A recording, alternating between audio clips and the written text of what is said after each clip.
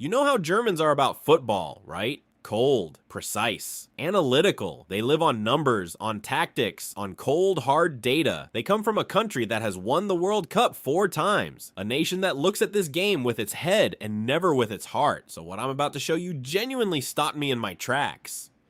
Because a respected German commentator, live on his own program after watching the United States at this World Cup, did something a German almost never does on air. He got emotional. His voice cracked. He had to stop and collect himself. And it wasn't because of a tactic or a stat or a beautiful goal. It was because of you. It was because of the American fans.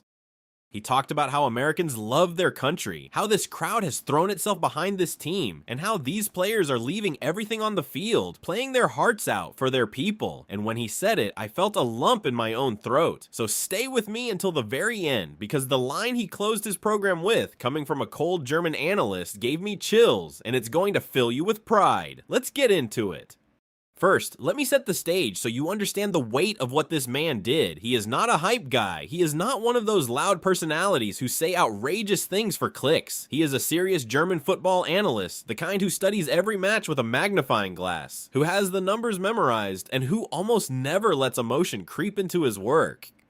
Yeah, he comes from Germany, a country that breathes elite football, that is used to winning, used to competing at the highest level with 4 World Cup stars on its shirt. A German does not hand out compliments for free, so when a man like that sits down in front of the cameras after watching the USA at this World Cup, and his voice starts to shake while he talks about American fans, that is not nothing. That is a serious man being genuinely moved. And that is exactly why I had to share this with you, because when we Americans say our fans are special, well, that's our own hearts talking. But when a German analyst, who has no reason to give us anything, says it with tears in his eyes, you'd better pay attention. And so I did. Before we continue, I have a quick favor to ask. If this story is touching your heart, please leave a like and subscribe. It costs you nothing, but it helps me out tremendously.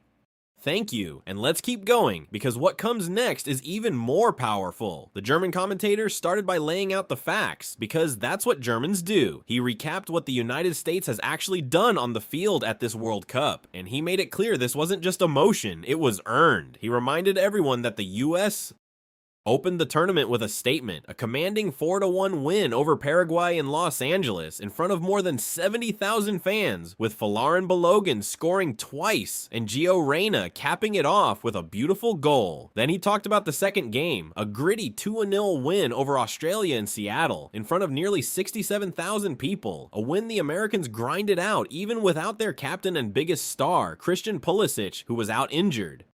And then he dropped the historical detail that gives it all weight. He pointed out that with those 2 wins, the United States had done something it had not done in almost a century, win back-to-back games at a World Cup for the first time since 1930. And on top of that, the US won its group for the first time since 2010. Let's be clear, the German said, this is not luck, and this is not just a good story. This is a team that is delivering, that is winning, that is performing.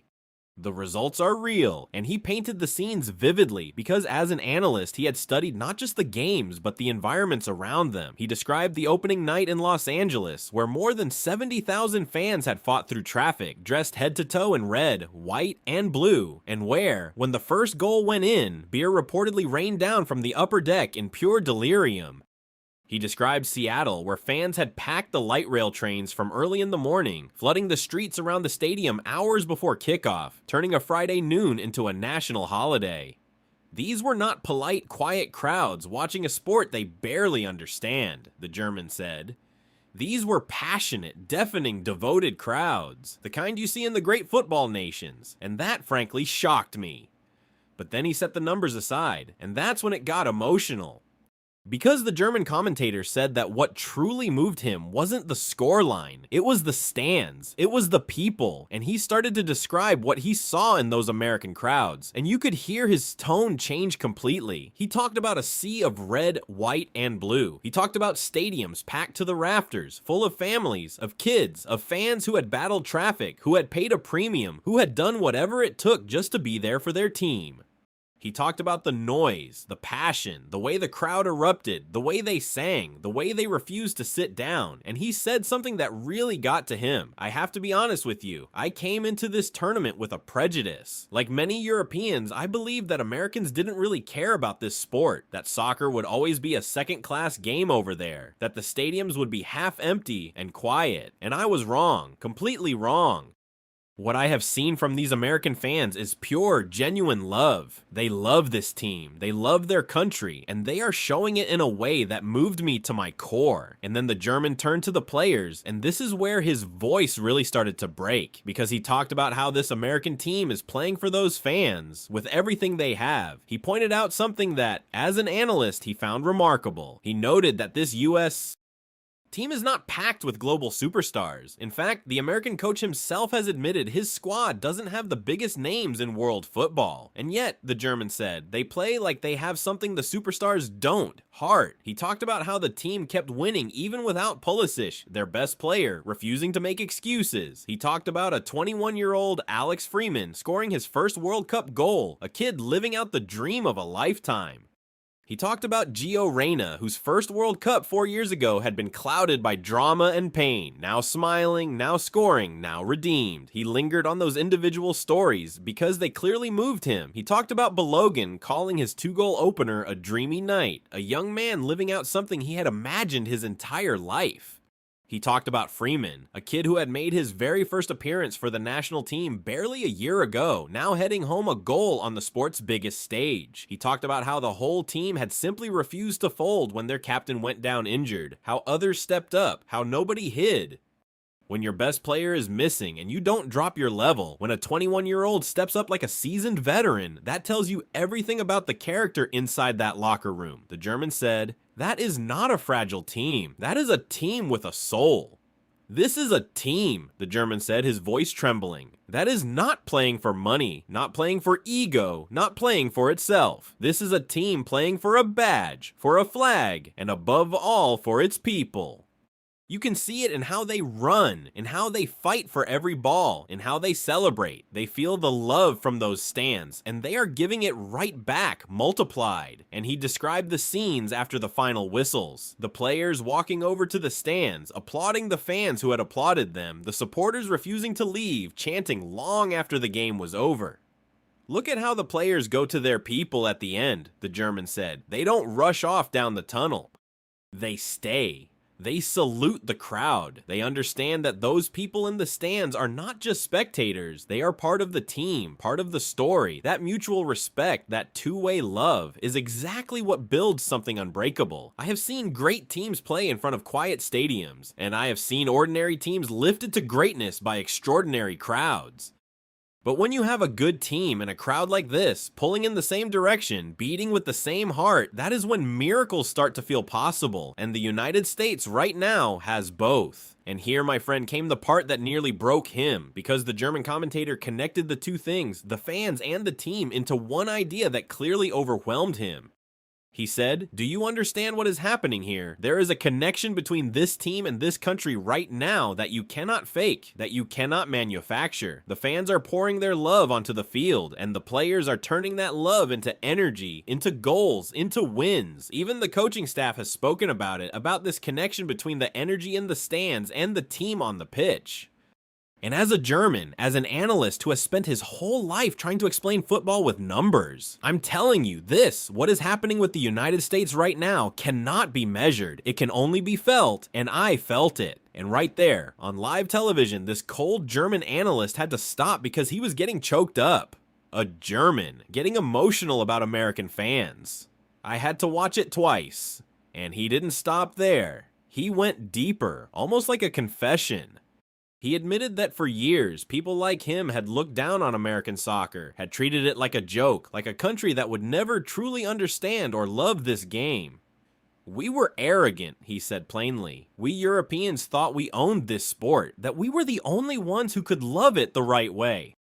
And then I watch these American crowds. I watch this team carry a nation on its back. I watch a country that is falling in love with football right before my eyes. And I feel ashamed of every joke I ever made. Because the passion I am seeing in the United States right now is as real and as pure as anything I have ever seen anywhere in the world. They are not pretending. They mean it. And it is beautiful. And he made a comparison that, as a European, clearly struck him deep. He said that in much of Europe, people had become almost embarrassed to show love for their own country, that patriotism had turned into something people hid or apologized for. But Americans, he said, wear their flag without a shred of irony. They sing for their country with their hands on their hearts and tears in their eyes, and they are not ashamed of it, not for one single second.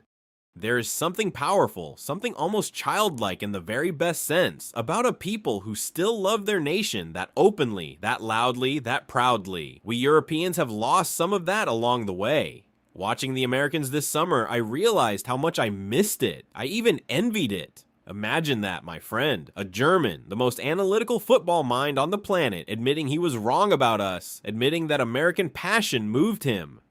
That, to me, was the highest compliment we could possibly receive. And then the German said something that I think every American needs to hear. He said that this connection, this bond between a team and its people, is the single most powerful force in all of football. More powerful than any tactic, any budget, any superstar. Let me tell you a secret that we Germans know very well because we have won this tournament with it, he said.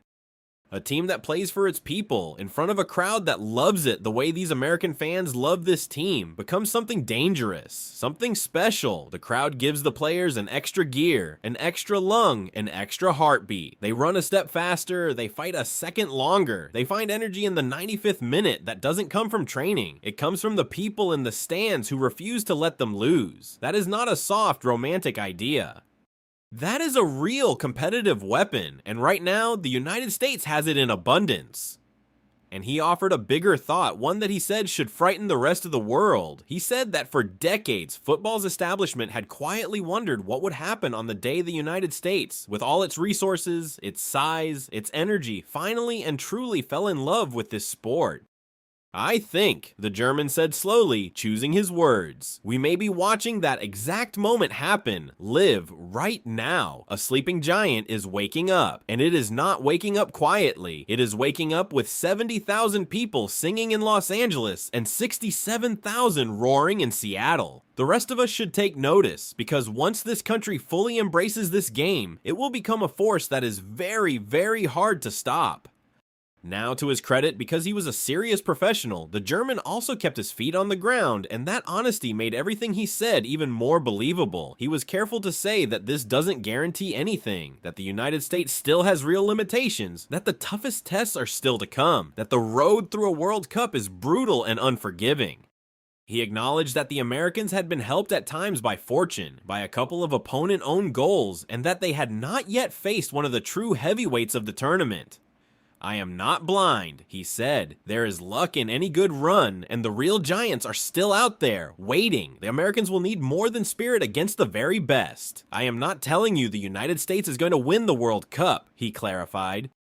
There are bigger, more talented teams in this tournament, and the knockout rounds will be a different kind of war. The Americans will have to keep improving, keep proving themselves. But then he came right back to his point, with total conviction. But a team with this spirit, with this connection to its people, with this hunger in its own country, that team can go much further than anyone expected. Do not underestimate what love can do on a football pitch. I have seen it win World Cups. And then, to close his program, this cold, analytical German commentator, this man who lives on numbers, looked straight into the camera, paused for a long moment, the kind of pause that makes your skin tingle, and said the words I have not been able to get out of my head, the ones I promised you at the start. He said more or less, I have spent my entire life analyzing this game with my head. But tonight, watching those American fans sing their hearts out for a team that is leaving every ounce of itself on that field for them, I felt this game in my heart. What I am witnessing in the United States is a country learning to love football and a team learning to carry a nation. And let me tell you something, as a German who has seen it all, who has seen the very best this sport has to offer, a team that plays for its people, in front of a crowd that loves it like this, is one of the most beautiful and most dangerous things in all of football. So America, do not look away now. Do not sit on your hands. Your team is out there leaving everything on the field for you. The very least you can do is stand up, believe, and roar.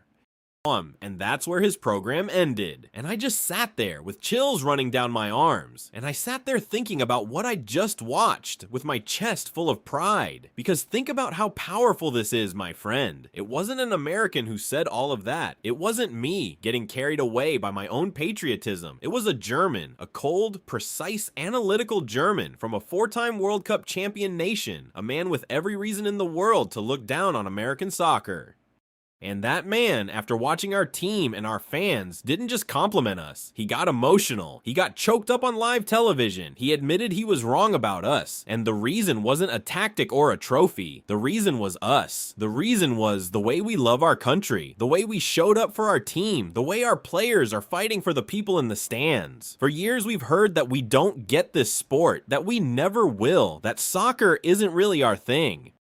And now the whole world is watching the United States pack its stadiums, win games it hasn't won in 100 years, and play with a heart that brought a German analyst to tears. That's who we are. We show up, we believe, we love loud, and we love proud. And our team is feeling every bit of it, and here's the part that really gets me. That German didn't fall in love with a stadium, or a sponsor, or a marketing campaign. He fell in love with us, with our heart. With the way a whole country can throw its arms around a team that isn't even supposed to be among the favorites.